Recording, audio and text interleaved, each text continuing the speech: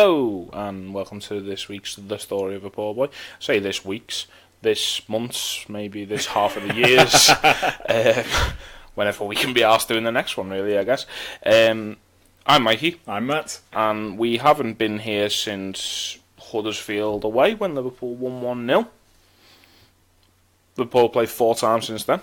There's a lot of games. It's a lot of games. We're crap at this. But what? Well, I'm crap at this. Better? No, there's a good mixture this time round. We couldn't do last week's because I was in Cardiff for work. So, but what we have got is we've got a nice little range of games, none too challenging. We did lose one of them spectacularly, but it's a nice sample size where we can take stock now and we can look over what's happened, and we can say whether or not we're happy with how Liverpool are getting on, whether Liverpool are surpassing expectations. Spoiler alert, yes we are. And yeah, we just basically just have a lot to talk about for a change, rather than trying to fill an episode with shit. It's really good. So Matt, how do you feel about the last run of games that Liverpool have been on? I said 4 games. We've played 5 games. I missed Arsenal out. So we've played 5 games. Go ahead, you quickly say the games to me. Remind me. Okay, so Liverpool, since me and you last spoke, well, not spoke, but last time we recorded it, Liverpool have beaten Red Star 4-0 at home, Cardiff 4-1 at home, drew away at Arsenal 1-1, were beaten away at Red Star 2-0, and have beaten Fulham 2-0 in our last home game. So it's a nice little spread, I'd say there. Yeah. Nice little way of, a nice little basis for comparison, I guess. 2 games against Red Star, both very contrasting. Should we start with the league games? I was going to say the league games. It's all good. Results-wise, it's fantastic. That draw away to Arsenal stings a little bit, but in the context of just that game, that's a really, really good result away to a top 6 rival. Arsenal's a notoriously difficult place for us to go, and we did play well. We were probably unlucky to draw. I know Arsenal had quite a lot of chances, but I feel like we had more. We had a goal that was wrongly disallowed for offside. Yeah. I feel like we were unlucky not to get the win. We didn't speak about Arsenal because we had the genuine excuse for the Arsenal game, and it was because we were at a wedding for the game. So we watched what we could on my phone, but we felt very rude because we were groomsmen at the wedding. There's a great picture of us just in like the football corner, just watching football on your phone. I'll see if I'll post that on my Twitter. Congratulations again, Jess and Mark. Yeah, you made us miss a fucking game, you pricks. But yeah, the Arsenal one does sting in particular, with regard to the league games anyway, because Arsenal have already dropped points to City, and they've already dropped points to Chelsea, and we've met Arsenal at the exact wrong time in the season. They've started being good. At the start of the season, they were fucking crap. Well, I mean, I said they were going to be good, and I said that I thought they could be good at some point, but unfortunately, it just coincided that Liverpool were their first proper test of their newfound strength. We played Arsenal at the wrong time. We played Chelsea at the wrong time. Yeah, we've just got a habit of it. I mean, our fixture list hasn't been anywhere near as kind as Man City's, for example. No.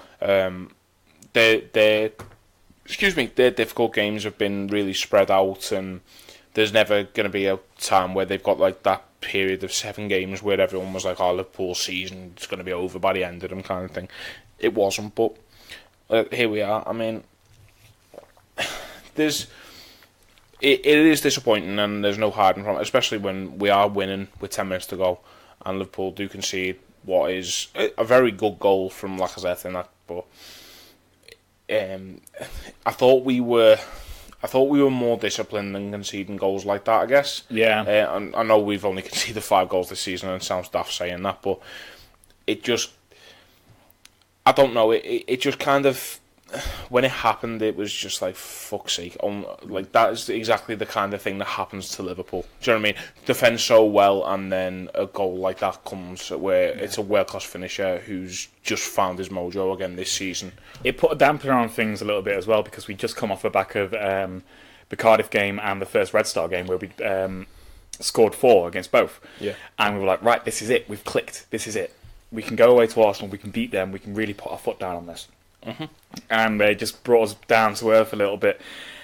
Not as much as midweek after with the Red Star. Well, game yeah, we lost. we'll get on that. Yeah. I suppose one thing we can mention across both of those games is that Xherdan Shaqiri doesn't feature. Well, he comes on against Arsenal, but it's not exact. It's just a cameo. It's not exactly. He's not given enough time to really affect the game. So, just looking through it now, and he comes on in the 80th minute. I mean, he's a good footballer. Don't get me wrong, but what's he supposed to do in the 80th minute? Yeah. It seems to me like if you have that drive from midfield in that game, which Shaqiri has been fantastic for this season, so far, you can see a fragility about how Arsenal's midfield is set up at the moment, and the defence, whilst it's been good recently, has still got gaps in it, and it's still there's enough about Liverpool to have got at Arsenal better than we did that game, and I don't think we've done ourselves proper justice against any of our big rivals this season, except for Tottenham. And I'll say that about City as well. I mean, Liverpool were probably blowing at about 70% there. Do you know what I mean? Like Liverpool at their ruthless best beat every one of their rivals this season. Yes, and we've instead drawn 3 of those games, and it's literally because when these chances are coming to us, and they might only be half chances, but when these chances are coming to us, Liverpool aren't taking them, whereas Man City aren't being like that. Man City, I suppose they have a luxury in the fact that they have 6 attackers as opposed to the 4 that we've got, and if 2 of them are out of form, they just go, alright then, we'll throw you in instead. But Liverpool can't really do that. It's like, alright, well, we're going to play Roberto Firmino until either his legs fall off or he finds a bit of form. And it's when you come up against the big teams, we have to. We didn't do it last season, taking our chances, and we needed to start doing it. And Arsenal felt like another game like that, where just a little bit more creativity, and there was enough about Liverpool to have gone on and won that game. Is it becoming a little bit of a worry now that we still haven't properly clicked like that? So in the Fulham game, I had some horrible cockneys sat behind me just moaning for the entire time, but the atmosphere inside the ground was a little bit like, oh, is this ever going to really fall for us? Is it ever going to click? The thing with the Fulham game is that when I was watching at home, because I'm a nice fella and I give Matt's mum my ticket, but the thing with the Fulham game is that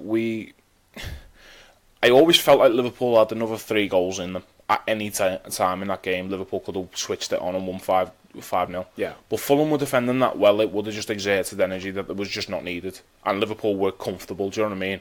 And alright, when you look at Man City, 13 goals ahead of us on goal difference, maybe that's a bit of an annoyance. But when Fulham are creating the chances they did in the first half, why risk it? Do you know what I mean? At the end of the day, if you lose a title on goal difference, then you've been incredibly unlucky. But it's highly unlikely this is going to be on points and that's it. So why would you risk conceding, putting your position at risk? Let's not forget we did that at Cardiff. At home to Cardiff. You know, we're 2-0 up, we're coasting, and then 2-1. All of a sudden, everyone's arse is going, and everyone's sat there like, for fuck's sake. And it's only because we just go, nah, it's Cardiff, sort it out, that we put 2 more past them. Yeah. And, you know, we might have done that against Fulham, but Liverpool have got a defensive stability this season that they're trying to collect clean sheets. And I don't know, it's just, Fulham didn't concern me too much, is what I'm basically getting fair at. enough. Because But if we've got that defensive stability, I'm just playing devil's advocate here. But what the fuck happened at Red Star? Red Star, right? This is the 34th episode of this we've done, and if you can go back and you can pick out more than 3 criticisms of Jurgen Klopp from me, then I'll be fucking amazed, because I love the fella. I swear by everything he does, and I think he's going to be. There's a good to fair chance he'll be the best Liverpool manager since Kenny Dalglish left the first time. By the time he's left Liverpool, he's created something truly special here.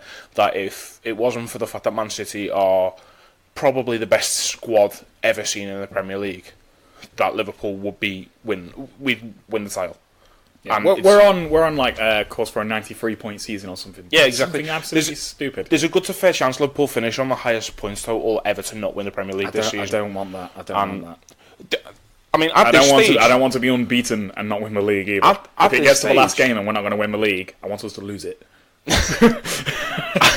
At this stage, Liverpool could finish on 100 points and they might not win the league. I know. I don't want it to happen. That's insane. It's insane.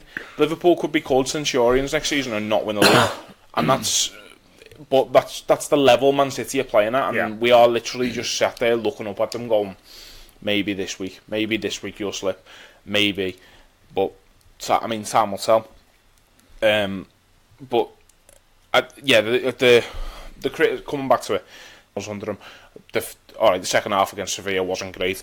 The second half against Real Madrid wasn't great, but you can put them down to individual performances if you want. This is the first time I've looked at it and been like, that manager got that wrong for Jurgen Klopp anyway. Said it about other managers playing at times, but we start with a midfield three of Lallana, Milner, and Wijnaldum, and it looked like a team that just had two players in it who've played a fucking lot of football this season in Gini and Milner, and then Adam Lallana, who I am dangerously close to just fucking wanting rid of. I was so infuriated with him during this game. Yeah, particularly for their first goal, because their first goal I still to this day can't work out what he did. Like, he just lets them fella run past him, and I don't care. I don't care if we're doing zonal marking. If you let a fella just run and get a clean run at the ball, then you aren't defending properly. And that's exactly what Adam Lallana did in that. But other than that, it's just when you turn around and you see Fabinho sat on the bench, and alright, political reasons, Xherdan Shaqiri's not there, but you look at Liverpool that game. Liverpool could have played that. Liverpool could still be playing that game now, and I still don't think we'd have scored. Yeah, it was genuinely awful. It's the worst I've seen us in years.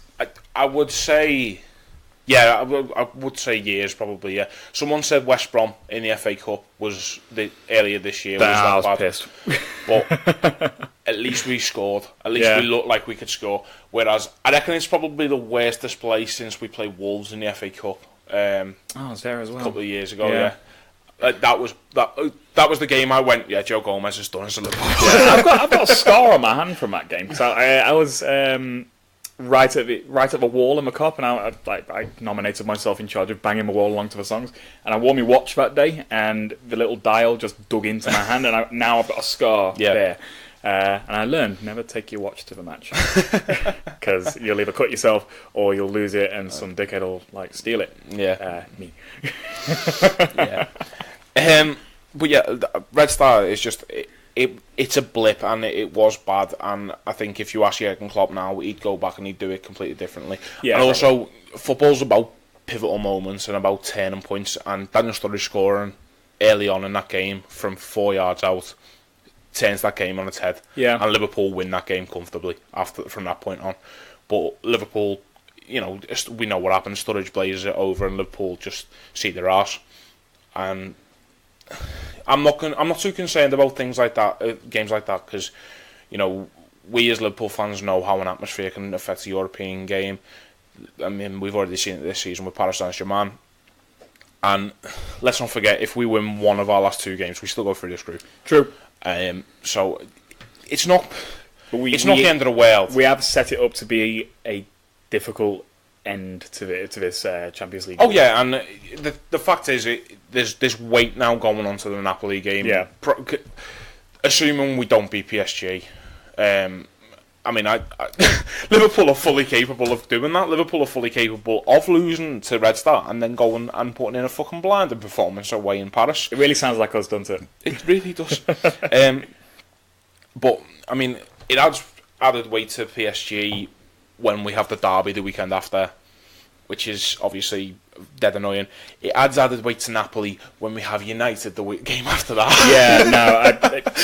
I wrote down all the fixtures that us, City and Chelsea have got in the run up to Christmas, because that's how I've decided to have the next segment of games is going to be from now till Christmas. And our Champions League games are immediately followed by big games at home to our rivals.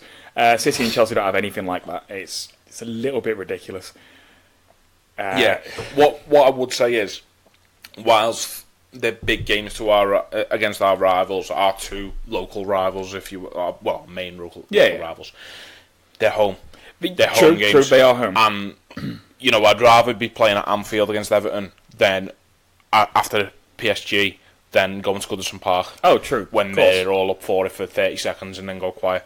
And the same goes for United as well. Can you be arsed dogging one out against Napoli and then everyone's knackered and then the next thing you have to do is go away to Old Trafford and fucking slog a game? It's going to be a slog. It's going to be a slog of a game anyway, like home or away. Yeah, but with Anfield up for it, if hopefully we are for the United game, it adds a little bit extra to it, doesn't it? It always does. Well, I'm hoping so anyway.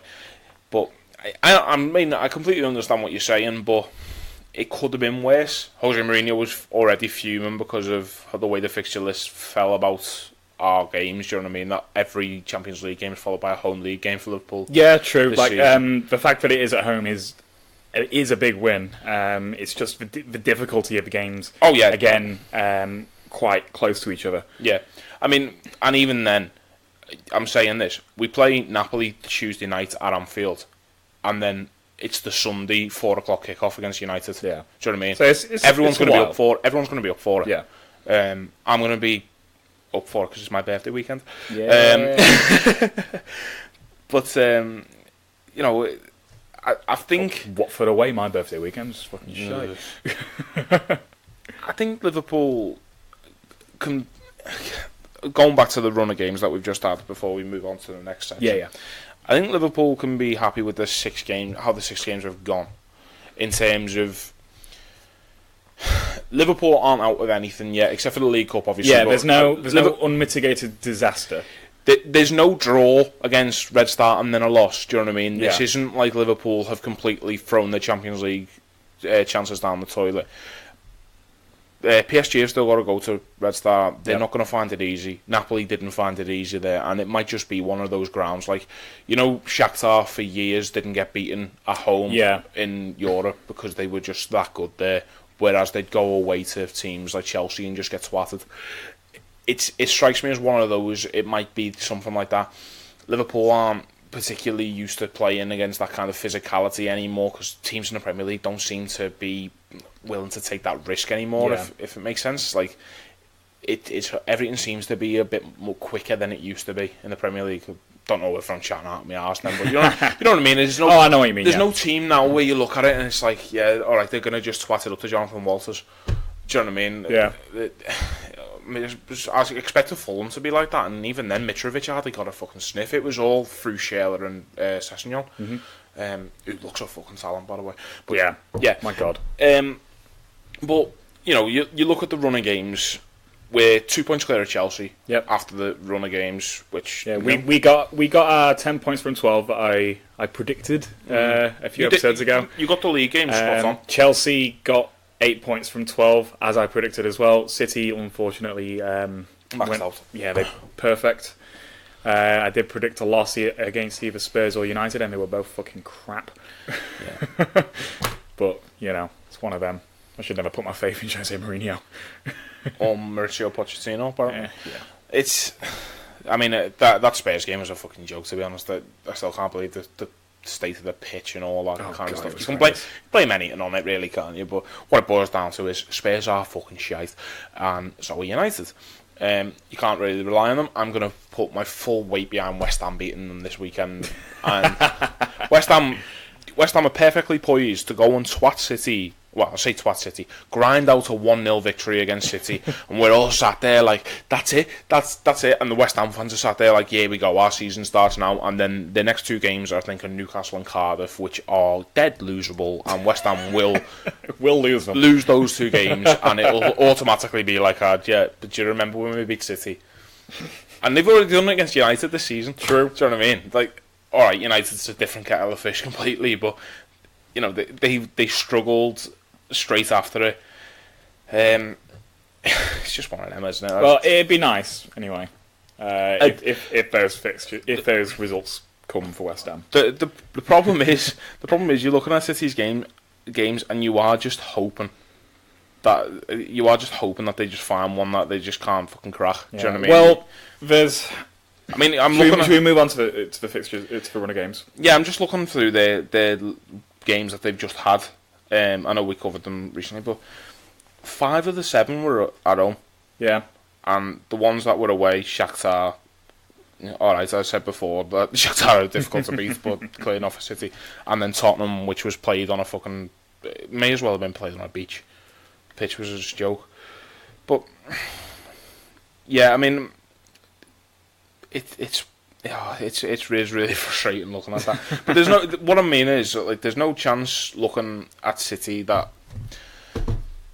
I'm basically hoping Man City get beat by anyone this season. Yeah. So if I can see a glimmer in any side that, you know, maybe this is the game where City are going to drop points, then I'm going to fucking cling to it. The game I'm looking at right now, West Ham. Yeah, I think they could do it. Watford started the season well, but they seem to have done a classic Watford and they've dropped off as they did last season. Chelsea, though. Yeah, no, that was the one I had my eye on. Yeah, obviously it's a title race game. Obviously, Chelsea are in the race with us and City. It's going to be interesting to see how City deal with Chelsea's new style of football, and I don't know, because we drew against both City and Chelsea. I'm interested to see who can tactically outdo each other out of Guardiola and Sarri. I'm really, really interested because it was a stalemate in both of our games. I want to see how it pans out in the third. Chelsea have got a massive point to prove against Man City, because at the start of the season, you can't really judge anything off it as it's proved this year because it's basically a friendly. But the Community Shield this season, Man City, if they'd have fancied, they would have won that game about 9-0. And it was only for the fact that it was, as I say, still basically a friendly that City just didn't kick on further than they did. And also, a lot of their players were still away. And the same to be said for Chelsea, to be fair. I mean, looking at that team now, a lot of it, it's not great. But I think Chelsea having that point to prove, Chelsea having had another 3 months of getting used to Sarri and how he wants his teams to play. I think, looking at it, there's a lot to this game. And it could be one of those games where it's just built up and built up and built up, very similar to our game against City, and then it's 0-0, and they just cancel each other out. I'd kill for that. I'd rip your hand off. I'd rip your hand off right now for it, to be honest. That's the dream result. Yeah. The thing is, I'm not asked about Chelsea at this stage. Like, I am and I'm not. Like, if Chelsea were to... If Chelsea drop points, it's just, Chelsea were expected to drop away at some point this season because they're still getting used to how Sarri wants them to play. Sarri's never won anything as a manager either, and whether or not that mentality in the players is enough come the end of the season, you just don't know. I mean, I give you an example, right? 13-14, Liverpool played Chelsea at Anfield, and we all know what happened in the game, but neither the manager nor the players had any league running experience. Yeah, they had no tactical news about it. Yeah, exactly. It's a position they'd not been in before. But the thing with Chelsea, that squad is essentially the same squad that won the league 2 years ago. Exactly, and that's what I'm getting at. Basically, even if the manager doesn't have that experience, those players do. Yeah, it's muscle memory. For them. There'll just be a point where Azpilicueta just kicks on and just goes, right, okay. Do you remember what happened when we played 2 years ago, and we had to seal out a couple of games? That's what we're going to do now. We didn't have that in 13-14. All right, you don't always need it. Look at Leicester, didn't need that at that stage, but it's just. It always comes in handy to have that experience, and it's one of the first things that will be picked up on if Liverpool at any point in this title race take any kind of lead over City. Or will have Liverpool got the mental stability to see this game out, to see this run through? They've never been in this situation before as a squad. What do they do in this situation? And you're looking at it, and all right, Henderson was there. That's it, really, isn't it? From the last time we challenged for the league, so it is one of them. I think personally we've got a lot of mental stability. Yeah, there's a lot more about us now, and Klopp's a winner. Yeah, Klopp's won things. He knows how it goes.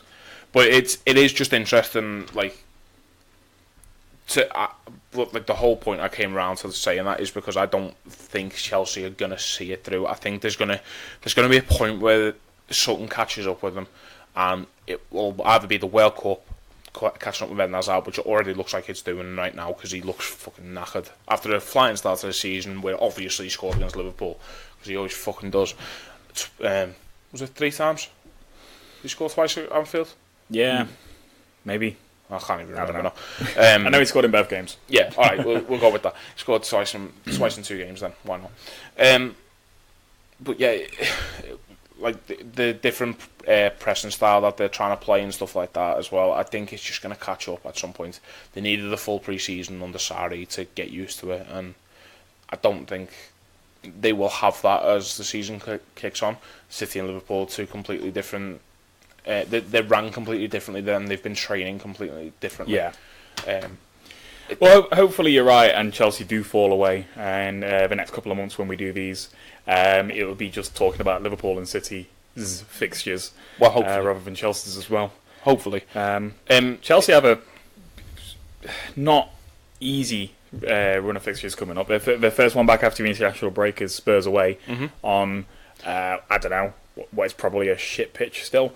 I don't know, it looked alright for the England game the other day. I don't know, I didn't watch it. Yeah, we didn't miss much. Missed everyone getting really excited about the Nations League all of a sudden because England were doing well in it. Woo. If England had got beaten in it, it would just be like, it's just shit, isn't it? It's just basically friendlies.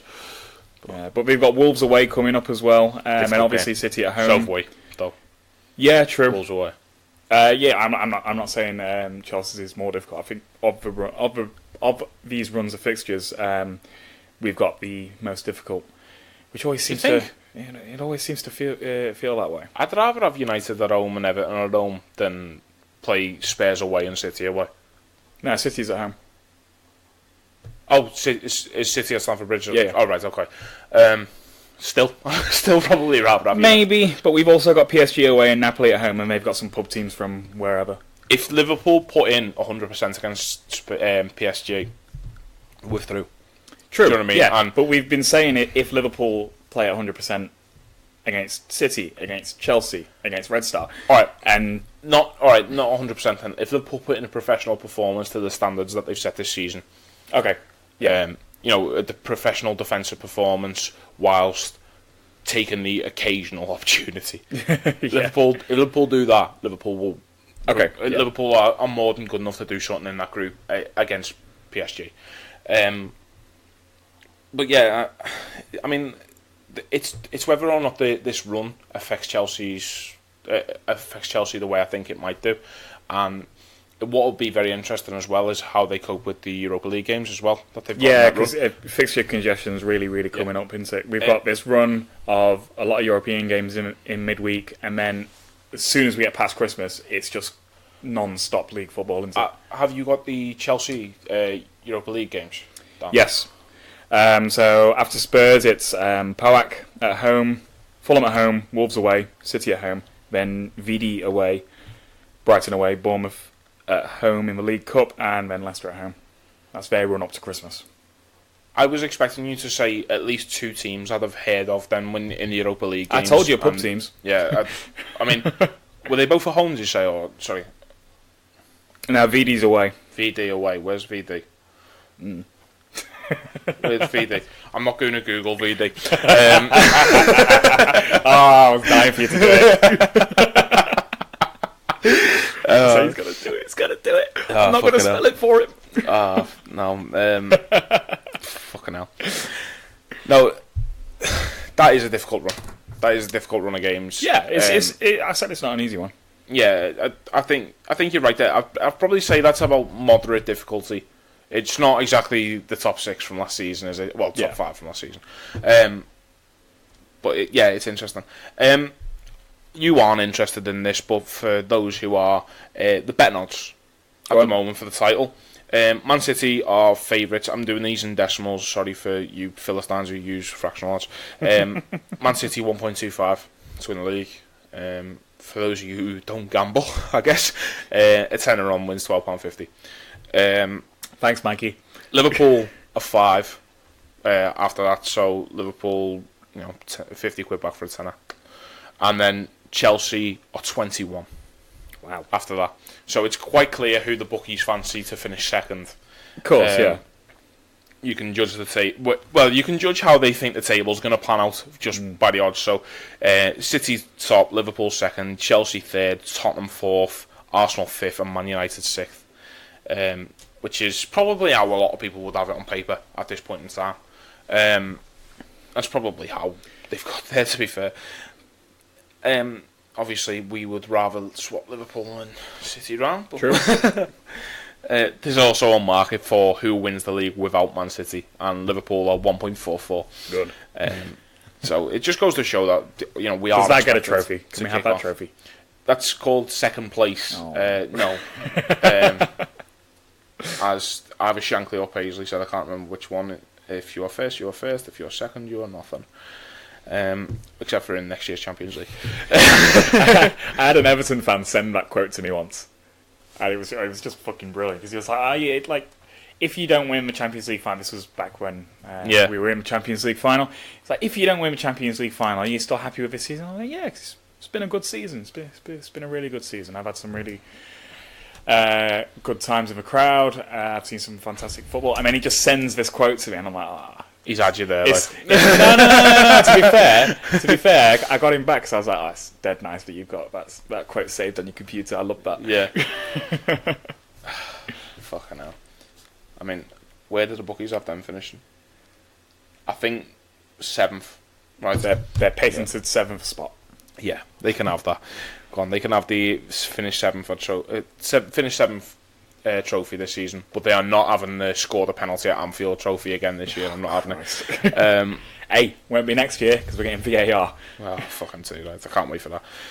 We'll probably talk about that at some point. Maybe not today, but we'll talk about it at some point because that's very interesting. And Liverpool, it's about time Liverpool start to getting some fucking We might penalties. get a penalty at Anfield. We might get one. I'm not having it. It'd be funny now that it's coming in. We're basically talking about it now, but it's funny now that it's coming in. If for the rest of the season Liverpool just get penalties, because the refs are just like, all right, fuck it. The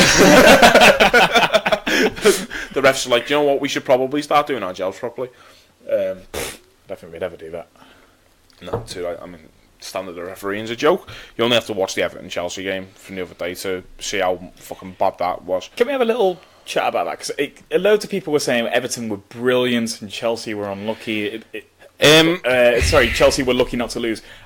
Honestly, I think both defences were fucking crap. Both attacks were fucking crap.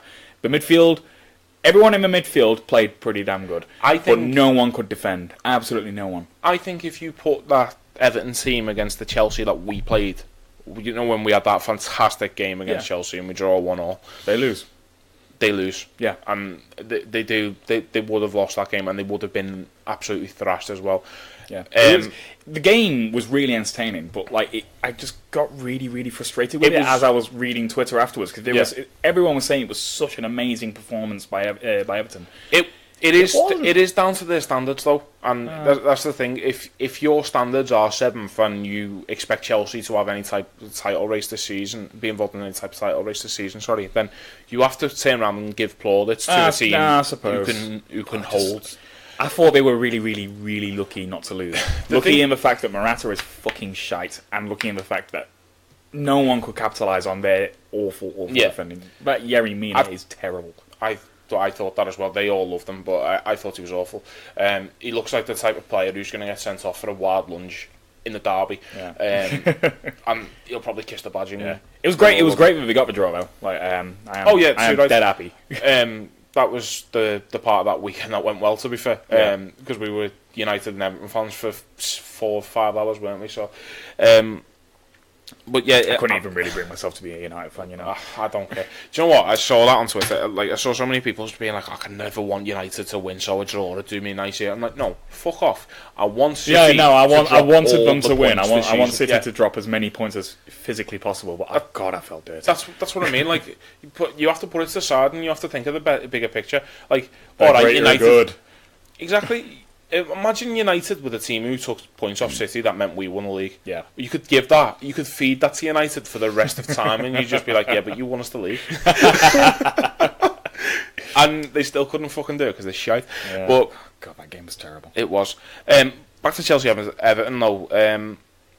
I think refereeing decisions played a massive part in that game as well because Jorginho should go. Yerry Mina gets booked for a fucking great tackle. Yeah, that was a good tackle actually. Marcus Alonso's probably lucky. I don't know. It was a weird one. But yeah, I still can't get over the Jorginho tackle. No, it was awful. Disgrace. Was there a bad Fabregas one as well? Maybe.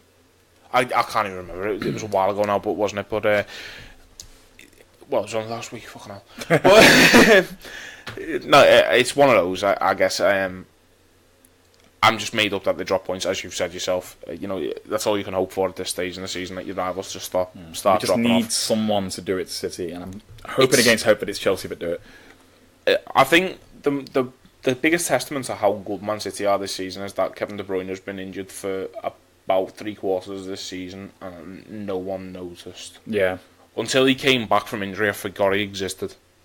And for that to happen, because he's probably the best midfielder in the world in his day. Yep, that's ridiculous. Mahrez is at the ground running. Raheem Sterling looks like the player we thought he could be. Sergio Aguero will never stop scoring goals ever. David Silva's enjoying the best fucking end to his career since Andrea Pirlo. It's one of them. What I will say is, and I'm not conceding the title by any stretch of the imagination because it's fucking November, but finishing second to this Man City team would not be in any way, shape or form a disgrace. It just, and to some level it is a success, but you don't get a trophy finishing second. No. And it will, you never look back in 20, 30 years and, it's very Tottenham to look back in 20, 30 years and be like, yeah, but do you remember when we put the pressure on Man City? Do you know what I mean? Tottenham did that against Leicester. Remember when they put the pressure on? I just want Liverpool to just be incredible this season. And listen, we're sat here, it's the 19th of November, and Liverpool are unbeaten in the league, and we've only conceded 5 goals. What more could Liverpool have done at this stage? We could have beat City, we could have beat Chelsea, we could have beat Arsenal.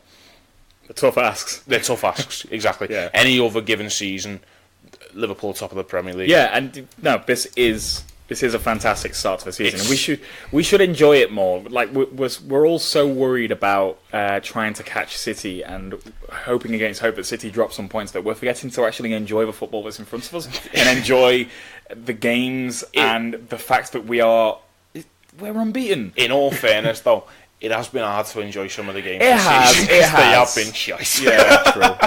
I enjoyed Fulham. We have ground out some results. I enjoyed Fulham as well.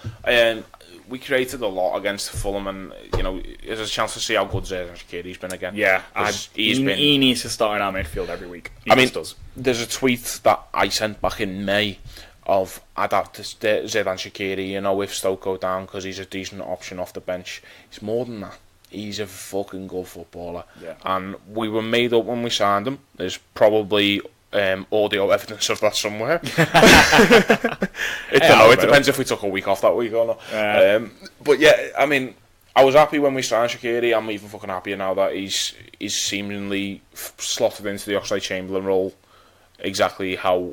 Yeah. Well, I just want to see more of him. I just want to see more of him. Yeah, now. and it's a shame that we felt the need that we felt the need to rest quotation marks against Red Star because of political issues, which it's a fucking damning indictment of UEFA, really, that we can't trust UEFA to police a game like that. Like, yeah, I don't know why people aren't making more of a big deal out of that. It's racism at the end of the day. Yeah. It's xenophobia, I guess, more than racism. But it's xenophobic because he's of Albanian heritage for somebody to turn around and say, "All right, you probably shouldn't play in this game." Then, do you know what I mean? You wouldn't. Do you know what I mean? There are examples through history where you wouldn't just turn around to a person of a certain race and say, "Don't do that," because if you do that at that time, then it's looked at as fine. But you look back now and it's like, well, that's racist. Do you know what I mean? Yeah, it is absolutely ridiculous. UEFA's just fucking a cesspit of just shit.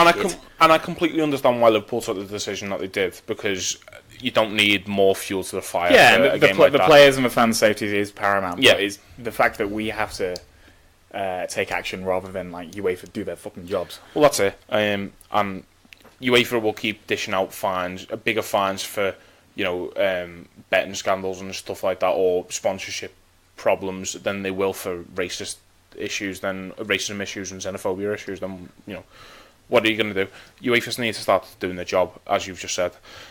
And yeah, I mean, what more can you say about that, really? Yeah. It's just a bit of a shit thing to have to talk about, really. But in so 2018, Shaqiri can come back for PSG and Napoli. Yeah, that's it. And the little power cube can kick on as he has been doing. He's such a strangely shaped man. He is. He is, but he's lovely. He's like a really tall toddler. Love him to bits. God, yeah, me too. I put up a tweet the other day. I loved when he scored against Fulham, and he's just celebration. He's just like, yeah. Do you know what? Yeah, I'm boss. That goal, it's a great finish, but that cross is that cross. I'm going to see first time cross from Robbo. I'm going to see it in my dreams every night for the rest of my life, I think. I really, really love the finish though, because it would have been so easy to put his laces through that, but he just placed it in bottom corner. Yeah, it was absolutely lovely. It's definitely easier for a right footer as well. Yeah, that finish. It's definitely easier because you just let it come across your body and hit it in the far corner. Whereas to do it as you're stepping away, you got to pivot yourself, haven't you? Yeah, he's basically matched the momentum of the ball in a certain direction to finish it, which it's a great finish. It really is. You see, the ironic thing is, it's a great finish, but if he misses from there, you're like, have you missed that? Do you know what I mean? It's that good a cross from Robertson. It's kind of implied that ball's in the back of the net and that's that. But yeah, he's been great. Shaqiri really has, and I'm really, really happy, as I say, that he's managed to find he's managed to fill in the void that we've seen Oxlade-Chamberlain we vacate this year through no fault of his own. It's good to see him back to some kind of level as well. Did you watch the YouTube video on Liverpool was sharing the other day about him talking about his progress? No, but I've seen people talk about it. Yeah, he was basically just saying like it's so difficult to see the lads like just warming up and they'll all come in together and they'll be like, "You're right, lad," and then 12 o'clock comes around and they go off and play football and he stays inside on the bike, and it's so difficult for him. And he said the hardest challenge is yet to come though, because there's going to be a point where he's doing basic ball work and he's doing the pre-warm up with them all, and then they'll all go off to the main pitch and he'll stay over here. And he's just basically saying it's going to be really hard. He said he kind of hopes that he's going to be back before the end of the season. That'd be great. That'd be really, really good. He said that he's not under any illusions. He's not going to come back 100% straight away. But basically, if he can get some minutes, his actual words were, if he can get some minutes to prove it to himself that he can do it, and then that way you come back for pre-season next year, and then you kick on for the year after. So, I mean, it's never nice that a player has to write out a complete season of his life. Football careers are so short anyway. But Oxlade-Chamberlain just has this attitude of, right, if I might have to accept that I'm not going to play for Liverpool this season, fine. But next season I'm back and next season I'm getting my shirt back, and that's that, and I'm getting the minutes on the pitch. And I finished the video and I turned around to Jamie and I went, do you know what, it's mad how much I love that fella. Because when he was at Arsenal I was just like, yeah, he's alright, isn't he? But it's come to he is boss though, isn't he? He's come to the point, he's just got this great attitude about him. He just kind of commands a respect, like he just says all the right things. Yeah. He gets on with the fans. His girlfriend's fit as fuck. Oh my god. No, it's just, and she keeps posting just ridiculous comments on all of his Instagram things where I'm just like, fuck me sideways, man. But yeah, aside from it, you seen he's like through both their recoveries, he's become quite good friends with Rhian Brewster as well. Yeah, and Rhian Brewster apparently isn't too far away now from coming back, which that's good. Is good for Jurgen Klopp, because he obviously has plans for him. Jurgen quite clearly was planning on bringing Brewster into the first team this season. Yeah. I think James Pearce said it last year, and then he just got this horrendous injury. It's probably part of the reason Divock Origi's still around, to be honest. That and no one wanted them. It's possible. I mean, I couldn't believe it when he came on against Red Star, you know. I was just like, right, okay, so we've lost that. Turn it off.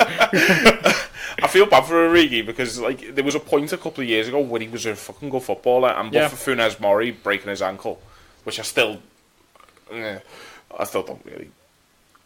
I said it to you at the time. I know. I said it to you at the time. If Lovren did that to someone, it's shit that it happened, and it's shit that it's probably had the effect that it's had on Origi's career. Because there's definitely a point in Origi's career where you can point at that and say it's not been the same since. Yeah, but it is part of a derby. Anyone would be happy. I mean, you can say, "Oh no, I wouldn't be happy," but the fact is, Gerrard nearly killed fucking Gary Naismith with a 2-footed lunge. He did the same to Kevin Campbell a couple of years before, and Carragher's done it a few times. Carragher on Nani was one of the best things I've ever seen. I fucking love so, that. Do you know what I mean? I'm not defending Funes Mori. Obviously, it's a cunt of a tackle, and I hate him, but. One of them, innit? I'm not gonna get upset about it. I'm not gonna cry for what Divock Origi could have been. He's basically Emile Heskey at this point, where he had one good season and then the rest of the time he's although he was never as good as that peak Emile. Never. No one was. No one ever is. Rhian Brewster. Yeah, it'd be interesting to see what he does for the rest of the season, because obviously chances are going to be few and far between for the rest of this season. Unless he's back for the FA Cup by any chance, knock on wood. Yeah. And maybe he gets a couple of games in there, but league games, you're not going to blood youngsters in a title race, and it's just the way football is, I'm afraid. It's not something that's done. Yeah. But I think pre-season for both of them next year is very important, and it sounds like something I've said for about 4 Liverpool players in the last 2-3 years. Joe Gomez, Danny Ings, Lazar Markovic, and Daniel Sturridge. And Adam Lallana as well, actually. So, yeah, there's 5. And I was wrong about at least 2 of them. Maybe 3. We'll see what Ings does this season. I can't believe Markovic is still on our books. Do you know what? I was reading a quote the other day from the under-23 manager, and he said his attitude is just incredible. Like, he's just so good. He comes in, doesn't complain about anything, and he just helps the kids. And it's just like, at this point in time, Lazar Markovic is basically a £20 million coach for the under-23s, and that's really strange because he's got no real game experience. The best thing he ever did for Liverpool is a fucking bicycle kick that hit the bar against Sunderland. But yeah, it's fascinating, really. He'll be off. We've covered that well, not recently, but we covered that a couple of months ago, didn't we? We were going through that transfer window and how bad that's actually gone. Yeah. Looking back now. Yeah. Some players who do get games for Liverpool, though, while we're talking about the run of games that we've been on, and looking forward to the run of games we're coming up to, are you concerned at all about the form of Sadio Mane and Roberto Firmino? Roberto Firmino in particular has got 1 goal in 10 games. And that was against Red Star, and it was deflected. Yeah. A little bit, yeah. I think because we're playing a little bit of a different system to last year, with Salah basically being up front on his own and Firmino being behind him, I think we're losing a bit of, Bobby. a lot of Bobby, a lot of his functionality. We saw against Fulham that Salah's at his most dangerous when he's cutting in from the right. That's how he got his goal. Obviously, it was a fast counter, but he started out on the wing and cut in. I think I really, really want Salah to move back to the right, but I know why he's moved him to the middle, because he is our most prolific goal scorer. You're in the middle, you score goals more. I don't even know if it's that. I don't even know if it's that. I think there's just basically Liverpool have needed a change of formation while certain players have got used to the system. Yeah, and you can't look at what we've done. So, for example, Fabinho and Shaqiri starting in midfield against Fulham. That's not a midfield that's played together a lot. No. And there's going to be a point where you probably look around and you see Shaqiri's drifted out right and you see Fabinho's dropped a little bit too deep. And that's where Bobby Firmino playing deeper fits in, do you know what I mean? And it's not like Bobby Firmino's playing off the left or anything like that. Firmino's basically, he's just playing as a 10. Yeah, he's basically... We're playing a really lopsided formation at this moment in time where Shaqiri's basically playing as a centre mid who plays as a winger as well on the right hand side. But when we get the ball and we just put Trent right up there, and then we're playing at a point where we've got two defenders back, we've got no real wingers, we've just got Mane and Firmino on either side of Salah, and I think if Firmino wasn't as industrious as he is, then he'd be getting played as the striker as he normally is. But the fact is, he's so good and he's so useful in so many different positions that it's probably more hindrance than help to him at the moment. And it was a bit frustrating. Like in the Fulham game, there were points where he came deeper than Fabinho to come and retrieve the ball. That is testament to like how hard he works and how much he wants the ball and like to do something with it. But that's not where he needs to be. He needs to be a little bit further up the pitch. Yeah, definitely. And that's the issue, isn't it? Like we're not going to see the best out of Roberto Firmino until we see him move forward. Yeah. I've seen quite a few people say now he's basically half the player when he's not playing as advanced. Yeah, and we saw. Well, it's what we see for Brazil when Jesus gets played as the centre forward and Firmino's played as the 10 or on the wing. He's not as effective. Yeah, definitely. I mean, the fact is that flash scores, I've got Liverpool down as a 4-2-3-1 these days, and that was what we were basically playing with Coutinho, except we were seeing Firmino up front and then Mane in this kind of role between the two. The dog's come back from his walk and he's already started. Calm down, Jamie. One thing that is to note though about Firmino is I think he created the most chances against Fulham, and I think he's created 5 chances. Oh yeah, that's from him coming deep and getting the ball. Yeah. But I think what I would ask then is, if Liverpool have a fully fit squad and Liverpool have everybody to the level that Klopp wants them at, so that includes the new signings who are still bedding in, are we still playing this formation or are we seeing Firmino go up front? We've got to see Firmino go up front. That's got to be some kind of reasoning behind it. I know I've just basically made it up on the spot, but there's got to be some kind of reasoning behind why we're seeing such an obvious switch. Whether it is just because teams were marking Salah out the game, or whether it's just because he wanted something different. But there might even be an argument that we're holding back and we're just going to hit everyone in the second half of the season. I mean, that's more optimistic than needs saying, but yeah, I am slightly concerned about the two of them. But I'm more concerned about Mane, if I'm completely honest. Yeah, Mane started the season on fire, and I was looking good for me Player of the Year shout, and then he's just kind of has disappeared. And your Player of the Year shout's not looking as bad as mine in Keita. Yeah, well, I think we'll probably touch on Naby in a minute, but yeah, it's the thing with Mane is when Mane is good, he's so very, very good, and when he's bad, he's pretty bad.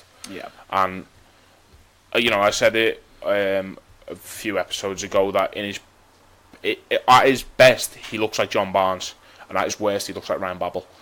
And that is the best thing I can say about Sadio Mane. It's the best thing you've ever said, to be honest. He just basically needs more John Barnes and less Ryan Babel, and that we all need that in our lives. We all? Yeah, except for on Twitter. Yeah, Ryan Babel's boss on Twitter. I have to give him a follow. And his hair's dead red now as well. I've seen that. Proper weirdo. Go on, we've mentioned Naby Keita there, so we talk about Naby Keita a little bit. He's not set the world alight yet. Well, I think he's been a bit unlucky picking up the injury when he did. Obviously, he's come back now, but it's going to take a while for him to come back properly again. Did we talk about Liverpool taking his brother on the academy? Did you know that Liverpool taken his brother? Yeah. Right, okay. I'm not sure. We have talked about it. I'm not sure if it's on this. Right, okay. Basically, Liverpool took him in, whether or not anyone's. Well, I doubt anyone's fucking listened to the other one anyway. So, but Liverpool took in. It's fine. Right. Yeah, Liverpool have taken in his younger brother, and basically, it's a chance for him to have somebody around that he knows. Which, is a great thing, but it must be so difficult for somebody to come over from Africa, well, Germany, and then after Africa, and after Austria. Move around as much as he has done anyway. Do you know what I mean? He's not exactly been around his family the whole time, and now he's coming over. He's got to learn another language. He's got. Alright, his mate in Sadio Mane, but Mane can't be there. It can't just be Mane. Otherwise, what happens if Mane fucks off? Yeah. What happens if Mane has a falling out with Jurgen Klopp tomorrow and Liverpool have to get rid of him in January? Are we just going to get rid of Keita as well?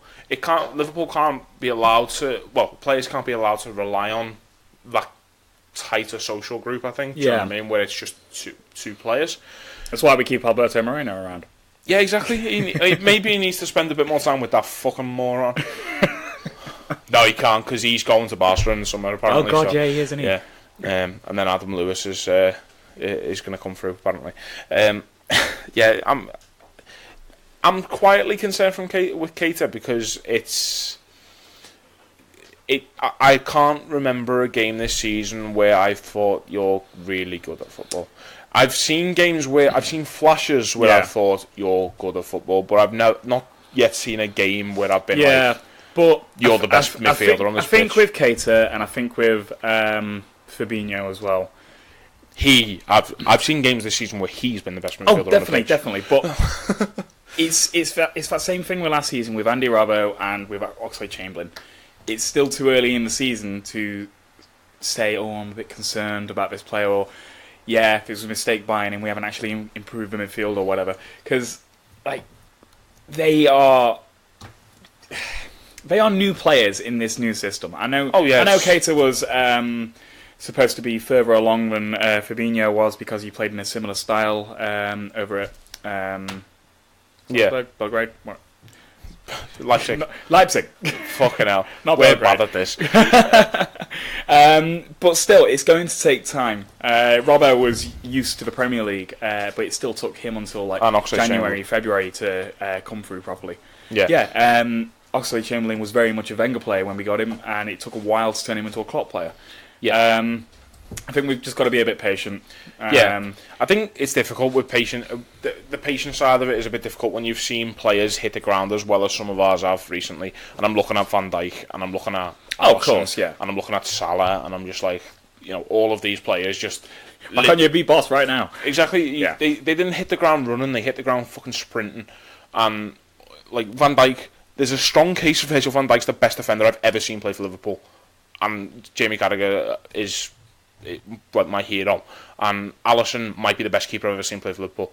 Mohamed Salah might be the best winger I've ever seen play for Liverpool, which admittedly isn't hard. The best before him was probably Dirk Kuyt, so it's not hard. Dirk Kuyt was shite as well. He fucking was. He was awful. I loved him at the time, but he was crap. Fucking Maxi Rodriguez was better than him. I am crap. But yeah, no, I mean it's far too early to write Keita off. He's gonna be good for Liverpool. Oh, of course, he is in the long run.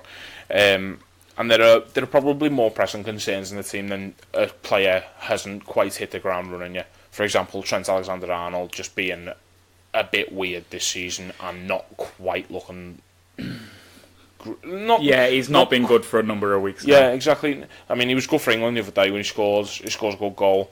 Plays a lovely ball through to Salah, and you can see that there's a player in there, but he just does. I don't know what it is. It just something seems weird. Yeah, something seems quite off. He's young. Like young players have hot and cold spells. He's just in a cold spell.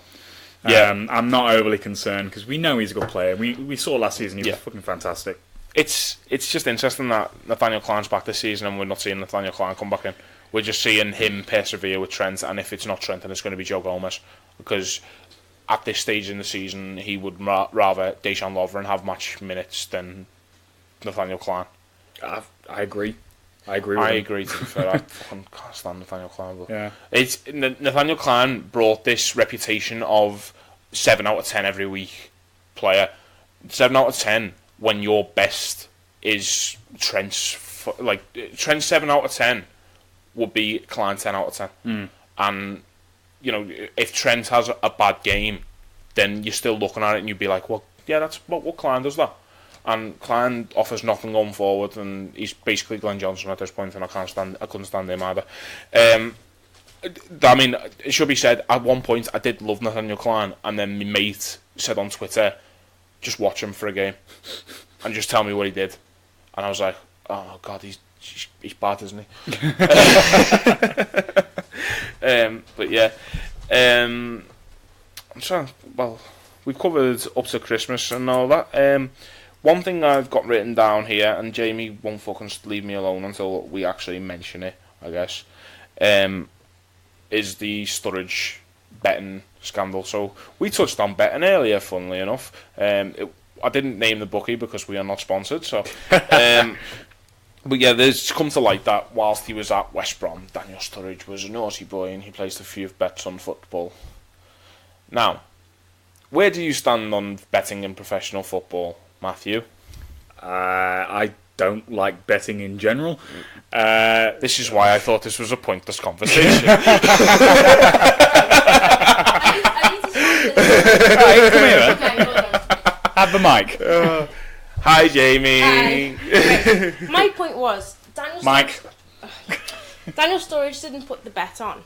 He had told a family member or a friend and said, they might have asked him, oh, what are your plans for the future during the January transfer market? And he might have mentioned that he might have been going to West Brom. So his friends must have put a bet on him going to West Brom. I don't know what I don't know what odds they were, but significantly good odds, to get a bit of money from it. So Sturridge hasn't put the bet on himself. So it's like, what my comparison is, because I think Joey Barton mentioned it as well about, they should be able to put a bet on like the Brazilian league or something, because they can't influence a game. Right. Okay. Well, that's fine. Betting on Brazilian league and stuff like that, and I understand that. And you've obviously in personal experience of this, because if you work for Liverpool Football Club, technically under any rules, any position, you aren't allowed to place a bet on football. Yeah, and I don't get how me working in a fish and chip stall meant I was going to influence a game, I just don't get how, so I don't know why I couldn't. So I do understand why Jamie wasn't allowed to bet when she worked for Liverpool, because she is more likely to have access to insider knowledge, just stuff that you hear around a place. This is true. I mean, whilst you were working at Liverpool, you did bump into a number of Liverpool players whilst you were there. It's not like I had a conversation with them though. It doesn't matter though. No, but you can overhear things. We've both met. Well, we both know someone who used to work in a nightclub who was hit on by footballers. Do you know what I mean? Footballers are attracted to pretty ladies. It's just something that happens, and if anything was to come of anything like that, if you have access to if you have any kind of influence over a player, then maybe I can understand that. I understand the idea of why can't I bet on the Brazilian league kind of thing? Why can't I bet on the Spanish league? But it's who you know in football. Again, again, like, let's try and think. So Daniel Sturridge is a teammate of Roberto Firmino's. Okay. Roberto Firmino is from Brazil, as is Fabinho, as is Alisson. Any of them could know somebody who's just like, listen, Sao Paulo playing this weekend, and the other team, like, all their players are currently on a bit of a strike because they're not getting paid enough. So put loads of money on Sao Paulo to win, and that's the kind of reason that rule exists. I agree. It's that scenario is probably unlikely because then you're involving a lot of footballers in there, and obviously, I should probably stress right now, I've completely made that scenario if fucking Liverpool ever get investigated for betting scandals, I did not fucking pull that from anywhere factual at all. But that's where it comes from, that kind of thing. But Daniel Sturridge is an interesting case in the fact that I was convinced, every part of me was convinced Daniel Sturridge was going to Newcastle. Do you know? Think back to January. Did you think he was going to go to West Brom? No. West Brom came out a bit out of nowhere. Okay. If you're betting, if it is alleged that Daniel Sturridge has told his friend, "Listen, put money on me going to West Brom instead," then what might have happened there is Daniel Sturridge has made that decision based on the odds. I'm not saying it has. Again, not saying it has. But if Daniel Sturridge makes that decision of where I'm going to go, with that in his head, and he's going to win his friend a couple of grand on the end of it as well, then look at how the season pans out. And obviously he gets injured, as Daniel Sturridge does, but he gets injured. But imagine Daniel Sturridge goes to West Brom and he's a revelation, and he scores 15 goals in the last half of the season, and he keeps West Brom in the Premier League. And we're looking at this now, and Newcastle got relegated instead. And because of that change, because that has happened, because a player's looked at betting odds and went, yeah, all right, well, I can win a couple of quid. Someone can win a couple of quid there. Now, that's not the reason he's gone to West Brom. He went to West Brom because he's got family ties to Birmingham. He's from Birmingham, and that's the reason he went and lived there. So imagine Daniel Sturridge said to his mum, "Oh, I'm going to be coming home for Christmas because I might be playing for West Brom." Well, I'd be deeply concerned because the January transfer window is January. No. Sorry. I'm going to be coming home, after Christmas then. He's home for Christmas dinner, and he's like, I'm actually going to, in January, get me bedroom ready. Talking to the mic. Oh, get me bedroom ready. So he's told his mum, and then his mum, because she's gone to the local shop, and she said, oh, Danny's coming. He's coming home. And someone's made a connection that way. So rather than that's. I understand what you're saying, and I'm not saying for 1 minute that that's right. And I'm not saying for 1 minute that what I've said is necessarily a right thing. What I'm saying is that's the reason the rule exists. That's the reason, because people can make decisions that will influence seasons. What if on a higher profile level, right? We look at it and.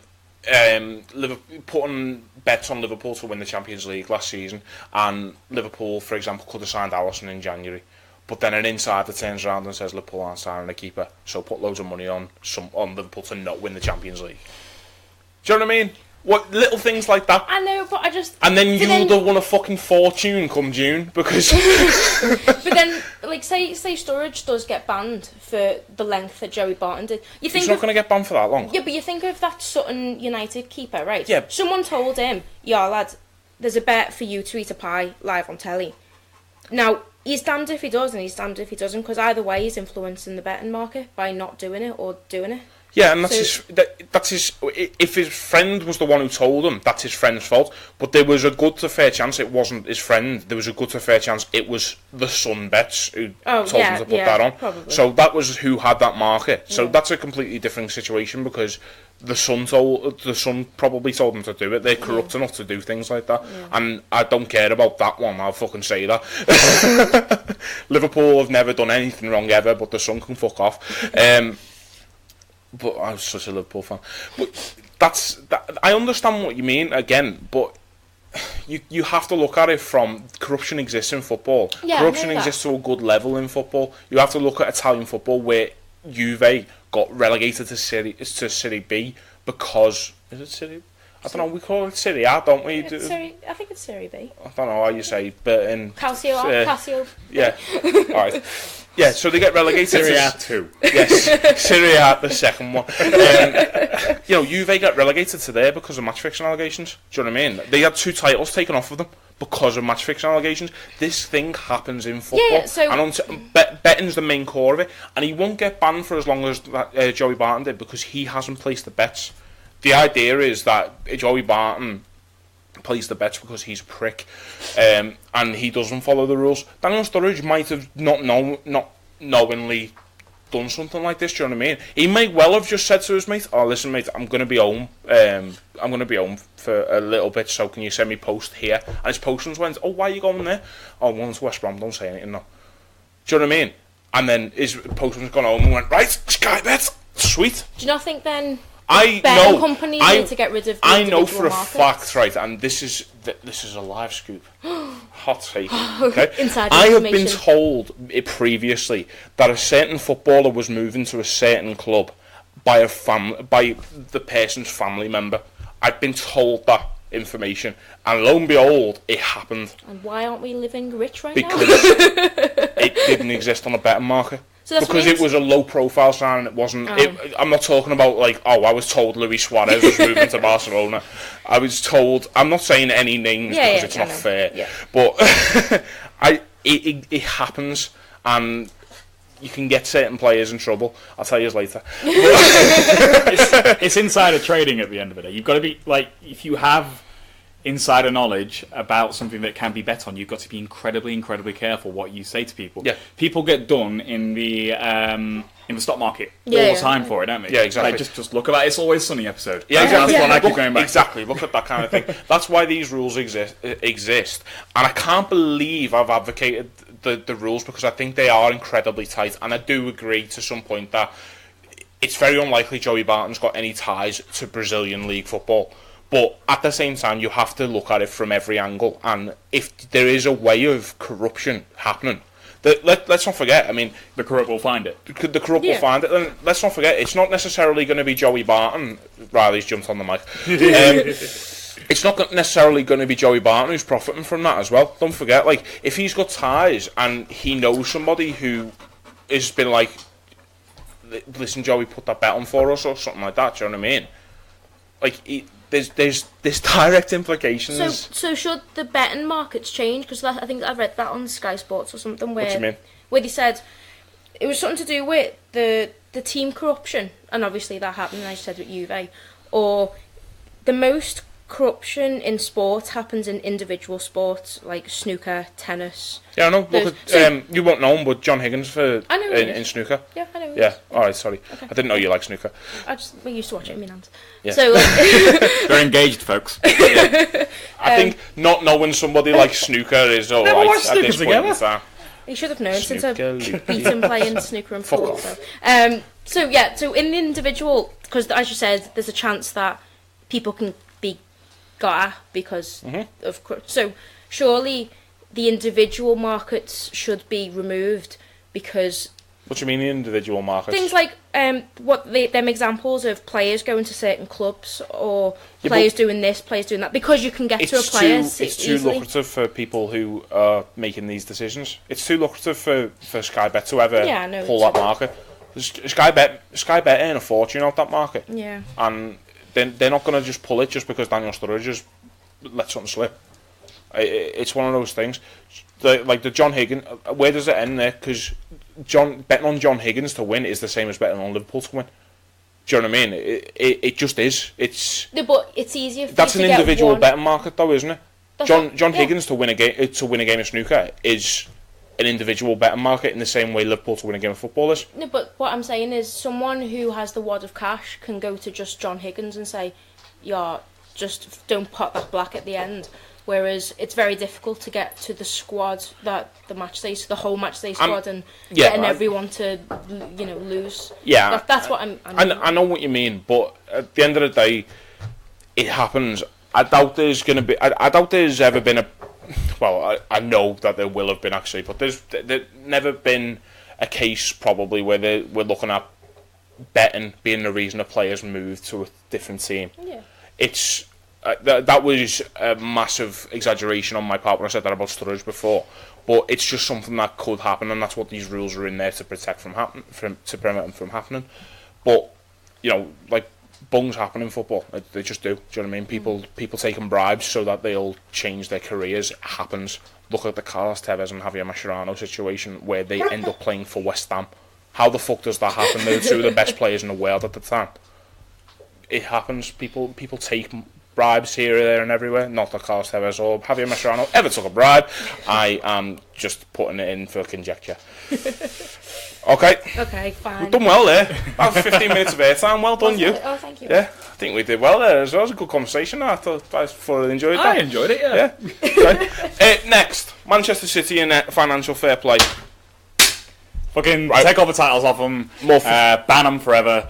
Fucking arrest Pep. I genuinely don't think there's anything to add to that. I can't think of anything to add to that. I want to end on this question then, okay? Because there is other stuff I could have talked about, but it's all come from football leagues. You don't know how genuine this stuff is. I don't know. Have you read the articles? Because they are really well researched. Really good. I've read them enough to believe them that City have done something, but I already knew City had done something. And that was the thing. It was the most open secret. Everybody assumed that the sponsorship deals weren't right. Yeah, it's just how not right they were. That shocked everyone. The fact is, I thought that loophole was well known about, and that's how City had just got round, because everyone knew the Etihad Stadium deal was a way of City pumping money into. Yeah, of course. Yeah, but it's how it's come about that, it wasn't particularly well covered by Man City, where it's turned out like Etihad only put £6.5 million into City and the owner put in the rest. Yeah, it's like, why would you do that? Like, I understand that, like, Etihad Airlines probably would have taken a massive financial loss for a year, and I don't know if they're privately traded or anything like that, or publicly traded or anything, and they might have lost out on money for that, just for declaring that, oh look, our prices are low because we've invested in Manchester City. But it is fascinating how Man City have got away with it. Not just Man City either, Paris Saint-Germain as well. Yeah. The one that's come out today is United as well, with paid €4 million to Monaco for a friendly, which is allegedly now part of the Radamel Falcao loan deal, which is just fucking... Like, how far is this going to stretch? What are we waiting for Liverpool here? We paid Hull £5 million to take Lazar Markovic for a bit because he's crap. 5 wasn't enough. Oh, fucking hell! Just to get him off our wage bill, so our wage bill went down a bit. No, it's fascinating. It truly is, and if you haven't given them a read yet, I would have a good nose through the. It is nuts. I know that this wasn't like illegal in the world of football before financial fair play came in, and City fans have been pointing to the fact like, well, Chelsea did this before it was illegal, but like it's the fact that it is now illegal. It is now not allowed for them to do. It's like drinking during Prohibition, isn't it? It's alright, fine, do it now. Yeah, do whatever, but you couldn't do it then, and it's as simple as that. Yeah, and it's. Financial fair play is not perfect at all. But it's something. But it's something. And like what they were trying to do is prevent another Chelsea, prevent some Russian oil billionaire being able to pump all of his money into a shite club and turn them into world beaters. This is the thing with Man City, and I don't know whether it's delusions of grandeur or not, but it's basically they were so bad at the time, like they'd just been beaten 6-1 by Middlesbrough. Yeah. Do you know what I mean? They were a fucking terrible club, and if they hadn't have been bought out, they'd have been bought out by somebody else who couldn't afford what they've achieved, and they'd probably be a Championship club again or a League One club. As it happens, they got very, very lucky, and a massive part of them getting that lucky was the Etihad Stadium, well, the City of Manchester Stadium as it was. Yeah. They had secured that, and if the 2002 Commonwealth Games don't happen, Man City don't exist as a football club, which, you know, it's probably speaking volumes for why Everton want a new stadium paid for by the council. But do you know what I mean? Like it's City was such a easy club to buy at that point because they were going through absolute murder with their current owner. Was it Taxon, the fella from Thailand? And he was just doing a fucking terrible job while he was in charge of owning this football club. And it looked like, for all the word, like Man City were just going to do what a lot of clubs have done since. You know, you're looking at Portsmouth couldn't afford to run the way that they were run. Aston Villa, Sunderland, just teams like that. Just their owners just couldn't afford to do what they planned on doing. Yeah. And then all of a sudden, a team with this incredible stadium that can be expanded, that's part of this Olympic Park, basically, which means you can build on that, and you can build this massive complex up, which, you know, it means that you can have the academy as close linked to the first team as you want, even though the women's team is on site as well. I've been to their through my job. I've been to their training facilities, and I've been to their medical centre as well. And it's top of the range. It's incredible. They had all that potential there, and it was for a cut price. Yeah, because their owner beforehand was crap, and it just made so much financial sense. And when you look at the money they've put in, all right, they put 1.5 billion. What's Man City worth now? 4 billion. If you were just to float a number, yeah, do you know what I mean? It's ridiculous.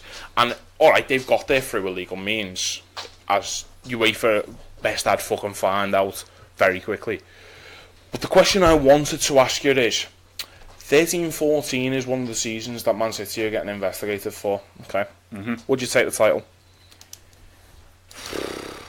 Because again, funnily enough, Jamie's brought it up. The betting scandal. Juventus, when they were relegated for their betting issues, they did have, as I mentioned before, they had 2 titles taken off them. Now, the first one in 04-05 has remained unassigned to this day. No one got it. The one afterwards went to Inter Milan.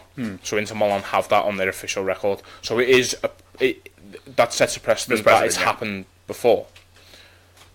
Would you take it? I don't know.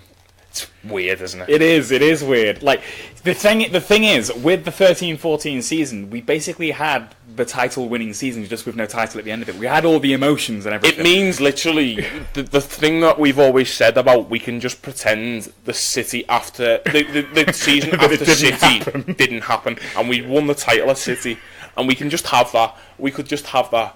And we could bring back everyone, and we get Gerrard out in his full kit, and you know what? Yes. It also, so Gerrard gets the medal. Do you know the one thing I would love about it is people would still talk about the slip, but we'd just be sat there like, I'm what? Well, the league, no way. It's a fucking league. Yeah, you know what? Yeah. But I want it settled after Liverpool have won their first Premier League.